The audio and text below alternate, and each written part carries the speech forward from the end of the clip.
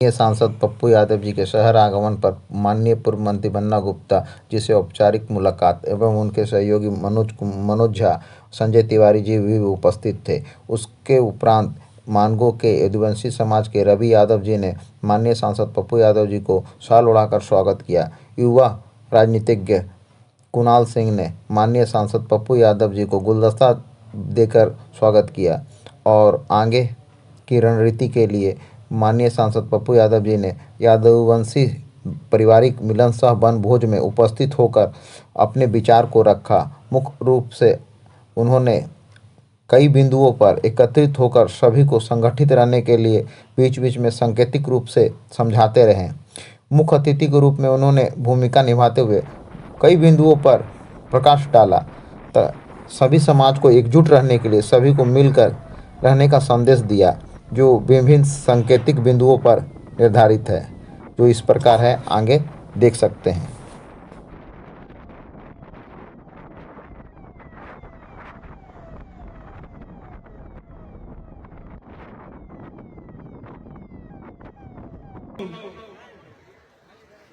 से प्रेरणा मिलती है, एक ऊर्जा मिलती है संघर्ष का, मरने का, लड़ने का और इस देश के गरीबों की मदद करने का। इस दुनिया में आप हैं तो मैं दुनिया के किसी ताकत से लड़ता रहा। 7 बार आप लोगों ने ही एमपी एमएलए बनाया। मेरे लिए ना कोई पट्टी थी, ना कोई पौवा था। मुझे याद है लालू कर्पूरी जी के बाद लालू यादव जी, हमारे फूफा जी अनूपलाल यादव जी खड़े थे विपक्ष के नेता के लिए। मैंने एक वोट से लालू जी के साथ खड़े होकर के कर्पूरी जी के देहांत के बाद विपक्ष का नेता उनको बनाया। फिर 18 एमएलए की कमी थी, हम लोग पहली बार निर्दलीय आए तो अपनी जिंदगी खत्म हो जाए, लेकिन 11 एमएलए के साथ दलीय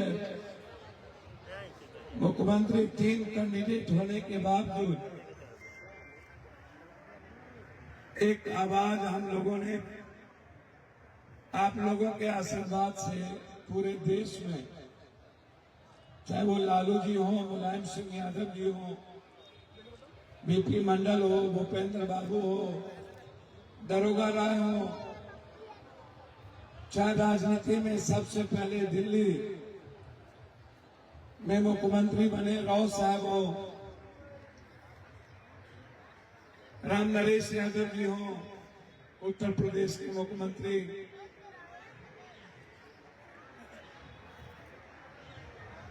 आज बीजेपी ने भी उसको महसूस किया ताकत को। मध्य प्रदेश में एक नेता ने गाली दे दिया था अखिलेश को। कौन है ये अखिलेश? फखलेश में नहीं जानता। नतीजा हुआ कि सबसे बड़ा असर कांग्रेस पर पड़ गया। कमलनाथ ने गाली दे दी।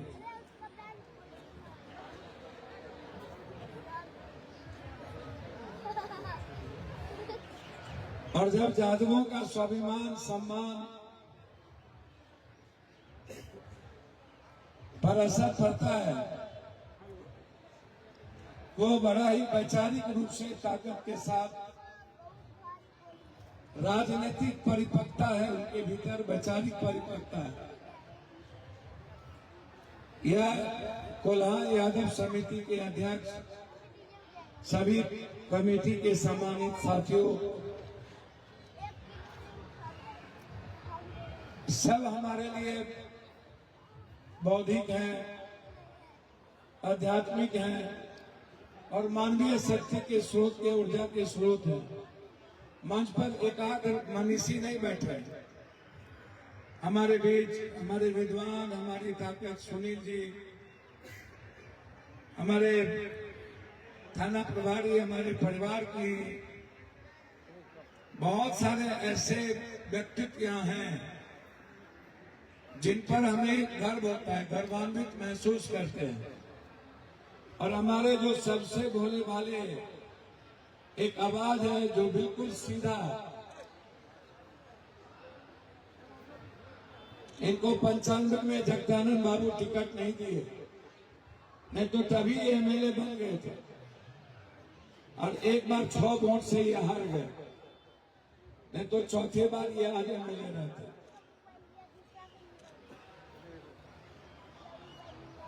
मेरा शरीर कहीं रहता हो लेकिन दिल दिमाग झारखंड में अपने परिवार के बीच रहता है।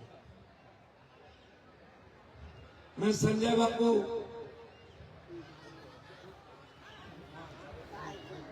विनम्रता के भी प्रतीक है, शालीनता के भी पैमान हमारे नेतृत्व है और एक आवाज है जो दूसरे जाति का सम्मान करता है। देखिए, मैं हमेशा कहता रहा हूं कृष्ण का मतलब क्या था, वसुधैव कुटुंबकम सर्वधर्म समभाव। एको हटा देना भैया, एको हटा देना, मैं जो भी चला रहे हो एको हटा देना। सार्वभौमिकता का एक बड़ा दर्शन है गीता, जो कृष्ण के कर्म पर आधारित है, जो कृष्ण के महासंभूति पर। कृष्ण का दुख था। एक कृष्ण थे मथुरा के, जो शासक थे, जो न्यायप्रिय थे, जिन्होंने पूरी दुनिया में न्याय करने की, जिनके भीतर शक्ति थी। एक कृष्ण थे वृंदावन के, जिन्होंने संपूर्ण दुनिया में अध्यात्म को, वसुधैव को, सर्वधर्म समभाव को, विश्व कल्याण और मानव कल्याण के लिए काम किया। कृष्ण का 2 चरित्र था।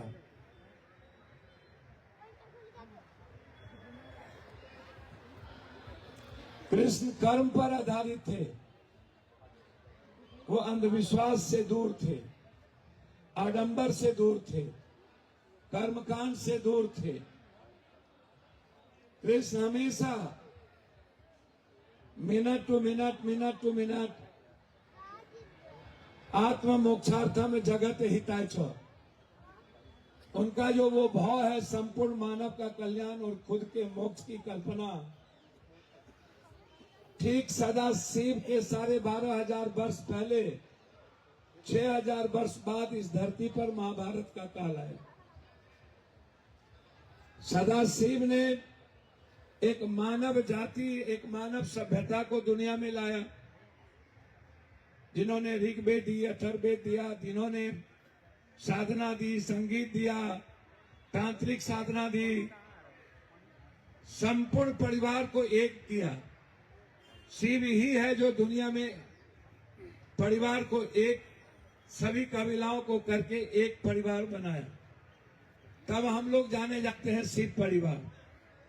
और शिव के बाद महाभारत में कृष्ण आए, जिन्होंने लोगों को कर्मयोगी बनाया, कर्म को प्रधानता दी, कर्म का आधार दिया। और यादव कोई एक नहीं है, आप देखिएगा गुज्जर, जाट, आप देखिएगा राजपूत। देखिए, एक बात अलग है कि सामाजिक आधार पर अलग अलग चीजें काफी हुई। जब जब समय काल पात्र के अनुसार चीजें बदलती गई, time, person, place, way and subject, ऐसी परिस्थितियां आई कि हम समय समय पर मानव जाति के लिए जब जब कोई आवश्यकता हुई तो हम दुनिया में कुछ चीज को करते गए। लेकिन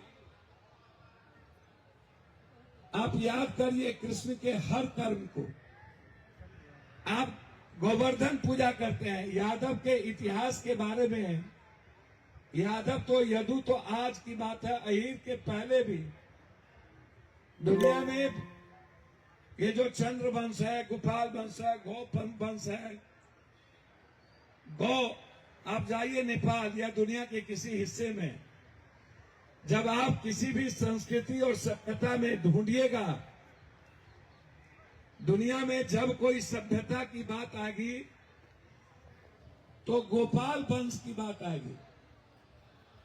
गोपाल की जो सभ्यता है, उसकी जो संस्कृति है, उनका जो आचरण है दुनिया में बनाने का, दुनिया के निर्माण करने का, कृष्ण हमेशा दूसरों की का सम्मान किए हैं।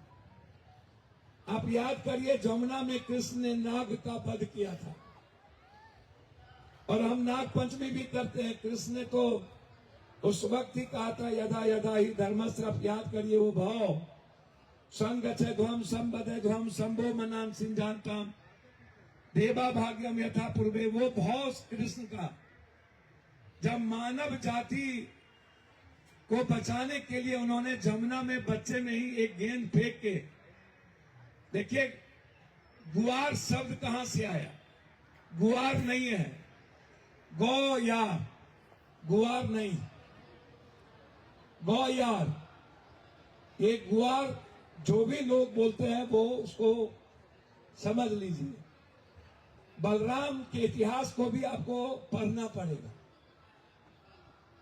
कृष्ण को जानने के लिए बलराम को भी जानना जरूरी है। कृष्ण को जानने के लिए सुदामा को भी जानना जरूरी है, अर्जुन को भी जानना जरूरी है। इसीलिए आज आप लोग भोज उज का व्यवस्था करते हैं, पिकनिक मनाते हैं। मैं 2-3 बात कह के जाना चाहूंगा कि कृष्ण को आप, जैसे गोवर्धन, ये क्या है, गोवर्धन क्यों मनाते हैं? आगे से थोड़ा हट जाइए आप लोग। गोवर्धन क्यों मनाते हैं? थोड़ा सा हटिए। इंद्र ने कहा कि दुनिया में मैं सब शक्तिमान हूं, दुनिया में मुझसे ज्यादा शक्तिशाली कोई नहीं, दुनिया को हमसे डरना पड़ेगा। कृष्ण ने कहा नहीं, मानव से बड़ा शक्तिशाली इस धरती पर कोई नहीं। मानव श्रेष्ठकर है, मानव सर्वोत्तम है, मानव का अस्तित्व है तो ईश्वर का अस्तित्व है, मानव नहीं है तो ईश्वर के अस्तित्व की कल्पना नहीं की जा सकती। मानव को सर्वोच्च मानो। जब पूरी बारिश होने लगी, लगा कि अब दुनिया खत्म हो जाएगा, तब कृष्ण ने कहा कि आओ और मेरे इस पर्वत के नीचे, तुम्हें कुछ करने की जरूरत नहीं है। जब भी ऐसी कोई विपत्ति समाज में और मानव जाति के लिए हो, तुम उसका कोई रास्ता निकालो। कृष्ण ने उस अताइयों विचारों के खिलाफ रास्ता निकाला। नाग वध क्यों किया था कृष्ण ने? हजारों किलोमीटर दूर से जाकर के लोग पानी लाके रखते थे और महीनों दिन वो पीते थे, क्योंकि नाग का इतना डर था लोगों को कि जमुना में जाके वो पानी नहीं छू सकते थे। लगता था जहर है या काट लेगा। कृष्ण ने एक बहाना बनाया गेंद का, निकल करके नाग वध करते हुए। उन्होंने नाग का वध नहीं किया। कृष्ण कभी भी या कोई भी ऐसा व्यक्ति जो महर्षि हो, मनीषी हो, जो महापुरुष हो, वह कभी भी जिसका निर्माण वो करता है, God guide by nature and nature guide by God. ये जो क्रिएशन है, क्रिएटिविटी है, वो कभी दुनिया को खत्म नहीं करता। लेकिन सबसे सुंदर दुनिया में गॉड ने, क्रिएशन ने क्या बनाया? मानव जाति। मानव जाति के लिए ही दुनिया में सब चीज की संरचना होगी। चाहे छिपकली हो, चाहे बोगला हो, चाहे चील हो, चाहे बाज हो, चाहे मेढक हो। उस वक्त वाटर का प्यूरिफाई नहीं हो रहा था, तो मेढक क्या करता था? गंदगी को समाप्त करता था। तालाब में, पोखर में, कुआं में हम उसी का पानी पीते थे। तभी कोई साइंस नहीं था, तो हम किसी जानवर को फेंक देते थे तो बाज और चील आकर के उस गंदगी को खत्म हो जाता था। सांप ज्यादा मेढक ज्यादा नहीं हो तो सांप की उत्पत्ति हुई, सांप ज्यादा नहीं हो तो चीलबाज की उत्पत्ति हुई। तो ये सीक्वेंस है, जिसने भी इस दुनिया का निर्माण किया, इस पौधे का या किसी ऑक्सीजन का लेने का देने का, दुनिया में जितनी चीज बनी है वो मानव जाति के लिए बनी। और जब मानव के उत्पत्ति पर और मानव के सभ्यता पर चोट आता है तो फिर कृष्ण जन्म लेता है। और कृष्ण ने मानवीय सभ्यता को बचाने के लिए उसका जीवन ही बहुत छोटा है। तो कृष्ण को समझिए, ये दो बात से, एक ही चावल से कृष्ण को समझने का प्रयास किया। दूसरा, कृष्ण महासंभूति थे, कोई जात नहीं था। उनका जो विचार और चिंतन और आचरण था, उन्होंने उस सभ्यता को ताकत दिया। जो गोपाल सभ्यता थी, जो उस कृष्ण के पहले भी एक संस्कृति आई, उसके कर्म के आधार पर कृष्ण ने उसको कंप्लीट रूप से आत्मसात किया। तो इसको समझिए। जैसे याद कीजिए, हुआ रुक्मणी को बहुत ही अचंबा, ये मेहमान कैसा अजीब आ गया। तो ये सुदामा को आप नहीं छोड़ सकते। कृष्ण को मानना है तो सुदामा के कैरेक्टर को भी लेना पड़ेगा। अब रुक्मणी किसकी बहन थी? अर्जुन की। और सुभद्रा किसकी बहन थी? कृष्ण की। सुभद्रा की शादी किससे हुई? अर्जुन क्षत्रिय आप कहते हो, तो क्षत्रिय अर्जुन नहीं थे, क्षत्रिय कृष्ण भी थे। जादव ही क्षत्रिय था, ये आप जानिए, समझिए, पढ़िए। विनोद जी हैं, जोगिंदर जी हैं, हम तो सबका नामे नहीं लिए। सब यहाँ राम यादव जी, जनार्दन जी, कहिएगा, अनीता जी हमारी बहन, नेता भी हैं, राजकिशोर जी हैं, कई जिलाध्यक्ष भी हैं, सभी लोग यहाँ। भैया क्षमा चाहेंगे, अजीत बाबू हैं, एसएम यादव है, राजेश जी है, वीरेंद्र जी है, बैजू बाबू हैं, अदिति जी हैं, प्रदीप थाना, मनोज जी हैं, राजेश जी हैं, चितमन जी हैं, जनार्दन जी, बहुत सारे सब यहाँ हमारे बुजुर्ग बैठे हैं। मैं नीचे में बहुत सारे, मंच पर जितने मजबूत लोग हैं उससे ज्यादा मजबूत लोग नीचे बैठे हुए हैं, और उनका रेस्पेक्ट उन्हीं से हम लोग हैं। हम लोग की क्या औकात है भाई? अरे भैया, दुनिया में हमको डेली मारना, हम तो डेली अभी एक बाबा ने कहा कि कुंभ में जो लोग मर गए वो मोक्ष चले गए। तो हम सदन में बोले, भैया एक काम करो, जल्दी से जो बाबा नेता और पैसा वाला है, जल्दी गंगा में डुबकी लगाओ, मोक्ष की ओर हम लोग करें। ये गरीब आदमी और आम आदमी मर जाए तो मोक्ष, और तुम लोग मोक्ष के बाप और दादा बन जाओ।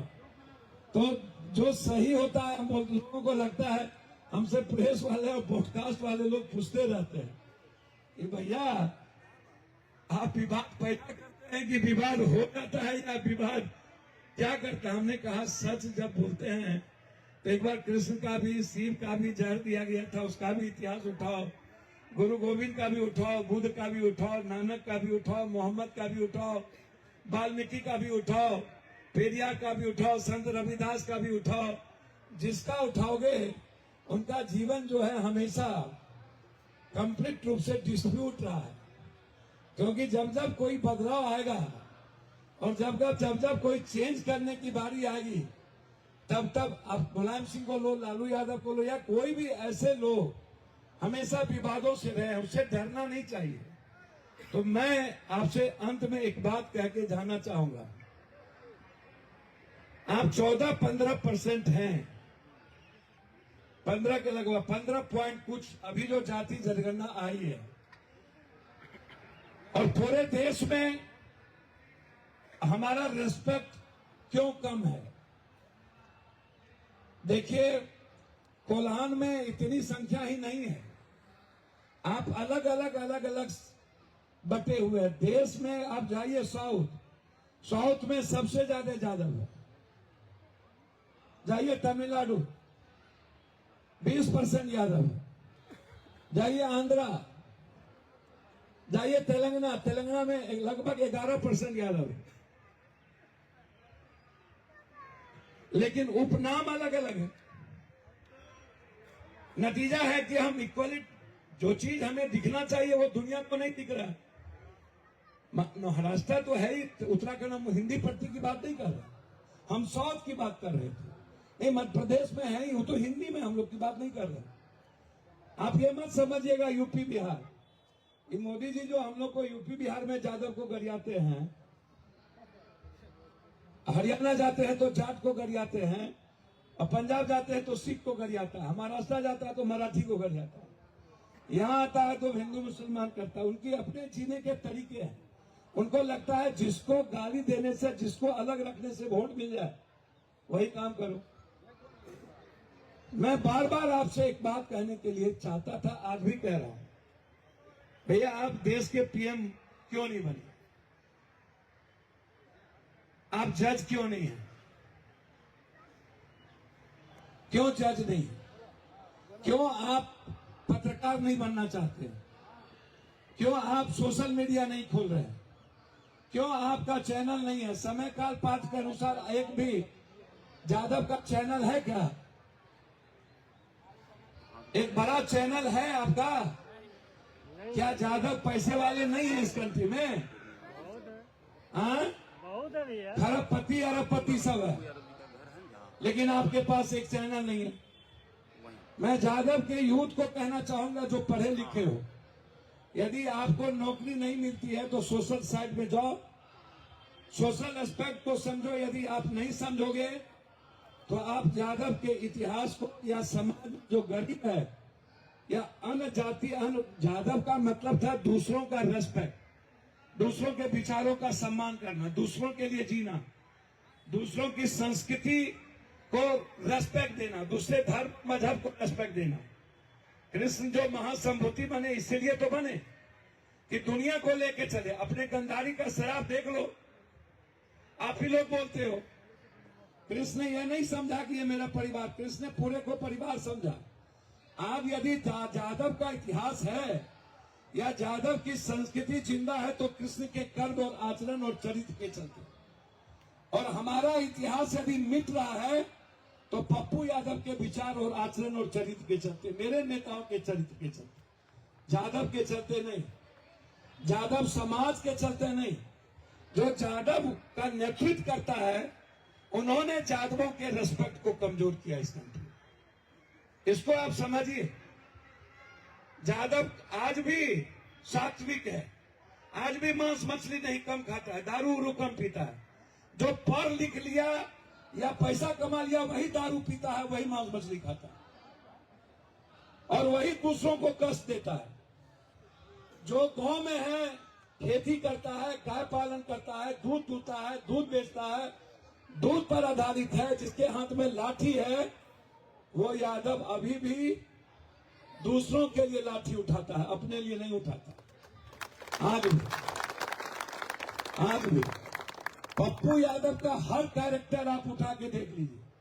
सदन में मैं डेली 5 बार बोलता हूं, वो 5 बार पप्पू यादव किसके लिए बोलता है ये उठाइए। कभी बीपीएससी, कभी यूपीएससी, कभी एसएससी, कभी पंजाब, कभी किसान, कभी मनरेगा, कभी किसी गरीब को लेके, कभी किसी जाति को लेके।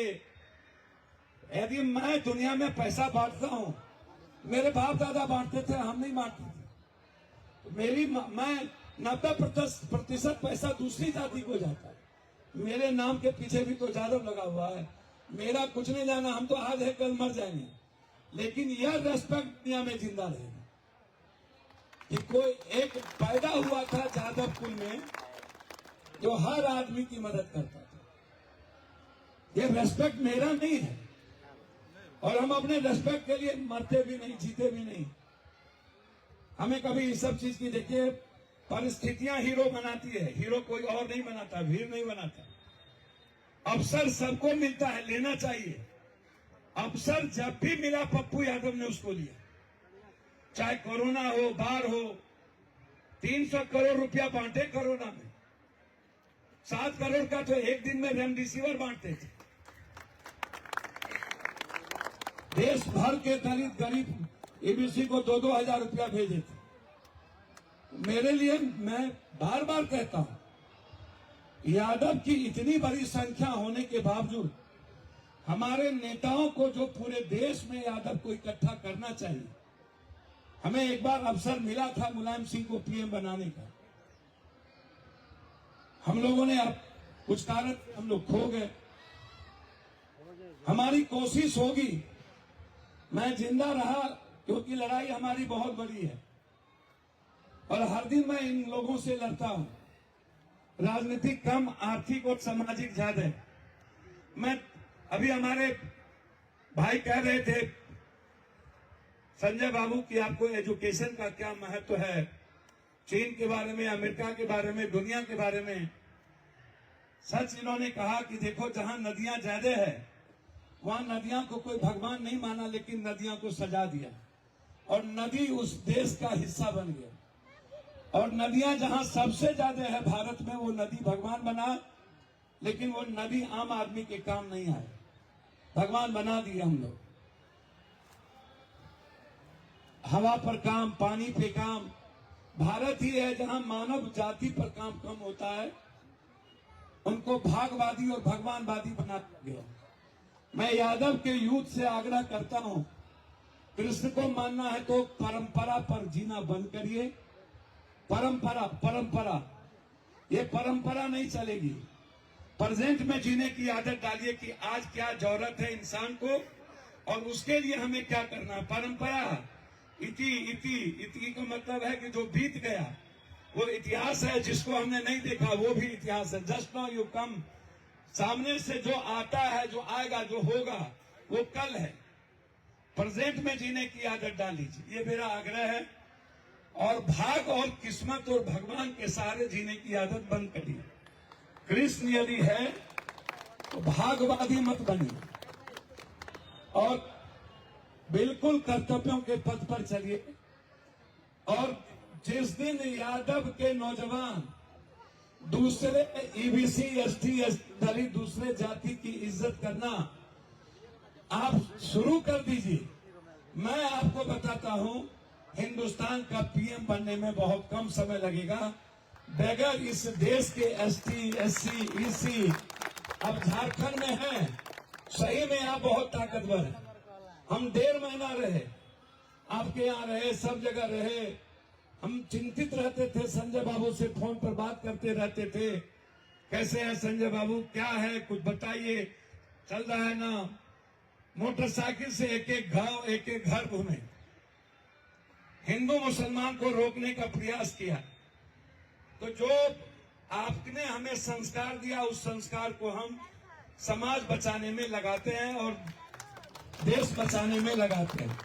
मेरा बस इतना ही आग्रह है, हम सब मिल करके आदिवासी, एसटी, ईसी और ओबीसी, चाहे वो निषाद हो, केवट हो, मला हो, नुनिया हो, चंदवंशी हो, कहार हो, कुमार हो, शर्मा हो, ततमा हो, जहां जो वर्ग है, शाह है, जसवाल है, जहां आपके बगल में कोई जाति है, मेरा पैर पकड़ के आग्रह है उसकी इज्जत कीजिए। मैं हाथ जोड़ता हूं, क्योंकि आज एक बात सबसे बड़ा दिक्कत है कि पहले ब्राह्मण भूमिहार राजपूत को लोग समझते थे यह समाज विरोधी है, इंसान विरोधी है, जादव बचाएगा। लेकिन आज जादव भी उसी कैटेगरी में खड़ा हो गया और जादव समाज के कारण खड़ा नहीं हुआ। पप्पू यादव जैसे लठैत जो जबरदस्ती पैसा तो कमाया, किसी चीज से पैसा हो गया, राजनीतिक ताकत भी हो गई, लेकिन संस्कार खो दिया यादव का, जिसके चलते आज हम पीएम और सीएम इस देश में नहीं है। यदि आपको परमानेंट इस देश के आधे जगहों पर सीएम बनना है, पीएम रहना है, तो 3 बात को याद रखिएगा। दुनिया में कोई काम करिए ना करिए, एजुकेशन सबसे पहले करिए। दूसरा चीज याद रखिएगा, अपनी जो पुरानी आपकी खेती, आपका गौपाला, आपकी जो पैसे का अर्जन है, आप कोशिश करिए कि वो रहे जिंदा, जिससे आपकी इकोनॉमी सस्टेन करे और फिर एक नए परिस्थितियों में जो आज हमको आगे बढ़ना है उसके साथ बढ़िए। तो हम आज बहुत गरीब हैं, ये ख्याल रखिएगा। बिहार में जो जाति जनगणना हुई उसमें मुसहर और जादव की जो गरीबी है उस सेम है, ये याद रख लीजिए। आप उठा के देख लीजिए, अभी जो जाति जनगणना हुआ उसमें मुसहर जितना गरीब है उसी हालात में जादव भी है। जमीन एकदम नहीं है। तो इसीलिए हमारे पास एक एजुकेशन है, दूसरा रोजगार में हमारा व्यापार है। ये दो चीज का ख्याल रखिए और गीता को अपने आचरण और चरित्र में उतार लीजिए। दूसरे जाति को अपना बना लीजिए। हिंदुस्तान आपका हो, आपसे अलग कभी हिंदुस्तान नहीं जाएगा। मैं आपको दिल से कहता हूं, मैं जिंदा जब तक रहूंगा मैं कोशिश करूंगा जादव के साथ एक एक जात को जोड़ने का और उस मजबूत स्तंभ की संस्कृति और उसकी ताकत को जिंदा रखने का। आपके विचारों को लेकर के हम आगे बढ़ेंगे। आपकी ताकत चाहिए। संजय बाबू ने सही कहा कि आप एक हो गए, एक रह गए तो झारखंड में जादव की ताकत को कोई गलत नहीं आंक सकता। हम 3 बार हेमंत सोरेन जी से मिले हैं। हमने स्पष्ट रूप से आग्रह किया है। जब हम गए थे कल्पना जी के सीट पे, जब हमको फोन किया मंत्री ने कि आप हमारा क्षेत्र छोड़ दीजिए, हमको बोला भी आप जिता दिए। कल्पना जी के यहाँ एक वीडियो वायरल हुआ था लड़की जादव का, याद होगा, निशिकांत दुबे ने वो वायरल किया था। जब हम गए थे वो गांव में तो कहा कि मैं क्यों दूं झारखंड मुक्ति मोर्चा को वोट, जादव के लिए क्या किया। वो साजिश थी और निशिकांत दुबे ने उसको ट्वीट किया था। अब निशिकांत दुबे को हम क्या माने, वो तो गोबर गणेश है। गोबर पर जितना भी घी डालिएगा महके नहीं आएगा। ये लोग तो कैरेक्टर कैसा है हम जानते हैं। तो उन्होंने वीडियो वायरल किया था। हम लगभग लोगों का पैर पकड़े थे और हमने कोशिश किया, जितने लोग बीजेपी में मुखिया और थे, छोटू यादव से लेके सब, सारे प्रमुख का पैर पकड़ के हम अपनी बेटी के साथ खड़े करने का कोशिश किए।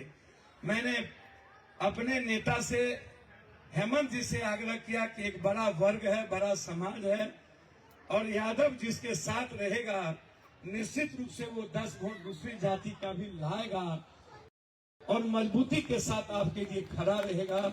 हेमंत जी, राजनीतिक रूप से हम बहुत पीछे हो चुके हैं झारखंड में।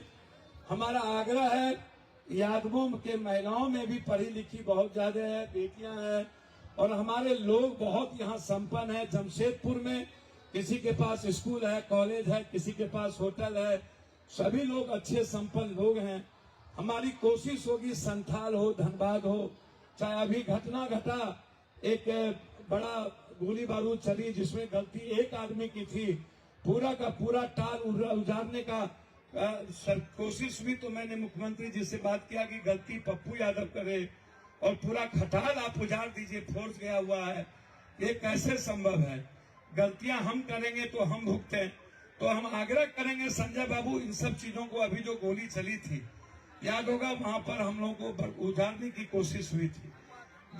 हम गए थे तो अब आप हैं, प्रदीप जी हैं, अब संजय जी से तो मैं कहता रहता हूं, लेकिन कितना असर पड़ता उन पर मैं नहीं कहूंगा। मेरी बात मैं हमेशा कुछ न कुछ उनको कहता रहता हूं। यहाँ भी आए थे तो मैंने उनको फोन किया कि अरे पहले अपने में जाके गोर तो लग लो, पहले अपना बचेगा तभी तो दुनिया बचेगी यार। पहले अपने को बचाओ, पहले अपना आशीर्वाद ले लो, दुनिया देगी। जब तक तुमको अपना कोई आशीर्वाद नहीं देगा, तुम्हारी पूंजी अपनी नहीं बचेगी, दूसरा नहीं देगा। इसीलिए मैं इतना ही जानता हूं कि आप लोग से बड़ा कोई नहीं है। आप लोग यहाँ जो बैठे हैं, यही ताकत है, यही संस्कृति है, यही तहजीब है। और आप लोगों से जो संस्कार नहीं सीखेगा वो समाज का निर्माण नहीं कर सकता। बस इन्हीं शब्दों के साथ हम और संजय जी मिलकर कोशिश करेंगे, आप जिस तरह राजनीति हाशिए पर इस जगह हैं, हमारे लोगों को कहीं न कहीं जगह मिले। मैं वादा करता हूं आपको 6 महीने के अंदर यादवों का रेस्पेक्ट आपको झारखंड में दिखेगा, ये मैं वादा करता हूं आपको। आप कभी कमजोर नहीं होंगे। बस मेरा रिक्वेस्ट इतना ही है आपसे कि आप कभी दूसरे को आप चोट नहीं पहुंचाइएगा, दूसरे के विचारों को ठेस नहीं पहुंचाइएगा, दूसरे जाति का अपमान मत करिएगा। जो लड़ेगा वो जाति नहीं होती है, वो कोई ताकत होता है, उससे लड़ लेंगे। अब उससे कोई जाति समझ ले, ये नहीं चलेगा। हम लोगों से बड़ा ताकतवर दुनिया में कोई नहीं है। पूरा दुनिया एक तरफ हो जाएगा तब भी लड़ने की क्षमता हम लोग के पास है। मैं मोदी जी को सदन में बोला, एक बार हमको औकात बता रहा था, हमने कहा कि कितने बार बाबू किरण रिजिजू जीत गया है, ये अनुकंपा पर जीतते हो। भैया कहाँ हमको तुम this is not proper place and वे हमको संस्कार सिखा रहे हो, हैशटैग नीट। तुम लोग भगवान भगवान 2 दिन से किए हो तुम्हें तो ठीक, और हमने यदि हैशटैग नीट की बात की तो तुम्हारे पेट में दर्द हो गया। तो हम हमेशा मोदी जी को भी कहते रहते हैं कि मोदी जी रहा न कुल में रोवन हरा, मेरे पास न कोई ईडी भेज सकिएगा, न मेरे पास खौर है न खंबा है। हम अपना जमीन बेचते हैं और संजय बाबू से कुछ पैसा लेते हैं और मांग के दूसरे को बांटते रहते हैं। कहते हैं संजय बाबू कुछ भेज दीजिए, सुनील बाबू तो भेजते हैं नहीं, सुनील बाबू के पास भी पैसा है, इधर हमारे भाई है थाना प्रभारी तो इसको तो भी भाई सबके पास भी है, कुछ भेज दिया करेगा तो काम होता है। तो आप सब बहुत अच्छे हैं और आप सब के बगैर जीने का कोई मतलब नहीं है। आप लोग से ही जिएंगे और यहाँ से तो ताकत मिलेगी। बजट में झारखंड के लिए हम बोलते रहते हैं, यादव समाज या पिछड़ा किसी के लिए भी जो बात आप हमको देंगे, सदन में सबसे मजबूत आवाज पप्पू है। और जब तक मैं हूं अपने समाज के लिए सदन और सड़क तक लड़ता रहूंगा। कल टाटा की तरफ से बड़ा अवार्ड 4 बजे पप्पू यादव को अकेला पॉलिटिशियन के रूप में हमें ही कल अवार्ड 4 बजे मिलेगा। तो ये गौरवान्वित होता। हम 5 बार अवार्डेड हैं सदन से, सबसे ज्यादा क्वेश्चन, सबसे ज्यादा डिबेट, दुनिया में 5 बार स्पीकर ने हमको अवार्ड किया है। मैडम को रंजीत रंजन जी को 3 बार किया, कल फिर हम अवार्डेड होंगे। तो इसीलिए मैं आया। अगले बार से मैं चाहूंगा कि आप सबकी संख्या दुगुनी हो और कुछ अच्छा कार्यक्रम भी हो और कुछ अच्छी चीजें लगे और उसमें सबकी सहभागीदारी हो और व्यापक रूप से हो। उस दिन हो जिस दिन की यहाँ दूसरा कार्यक्रम ना हो, आपका ही हो, और जिससे आप सुबह से लेकर के रात के 10 बजे तक अपनों के बीच रह करके कुछ अच्छी बात करते रहें। मेरी भी योगदान और भूमिका जो होगी अगले साल से कोल्हान के इस यादव परिवार के साथ बड़े रूप में मैं आपके साथ दिखूंगा। बहुत बहुत धन्यवाद। हृदय की गहराइयों से आप सबका स्नेह और आशीर्वाद और सहयोग मिलता रहे। एक अच्छा इंसान बने रहें, कुछ ना मिले कोई दिक्कत नहीं है, भगवान से प्रे करिएगा सिर्फ इंसान रहूं और दुनिया की मदद करता हूं। बहुत बहुत धन्यवाद, प्रणाम करता हूं।